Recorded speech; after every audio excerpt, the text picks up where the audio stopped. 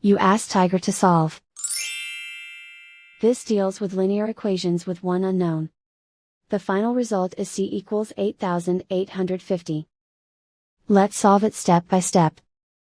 Simplify the expression. Simplify the arithmetic.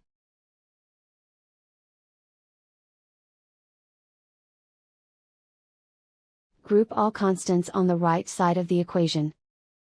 Subtract 25 from both sides. Simplify the arithmetic.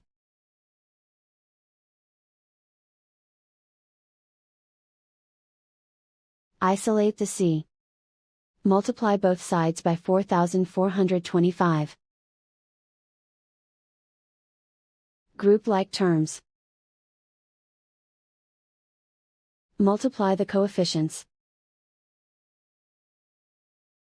Simplify the fraction.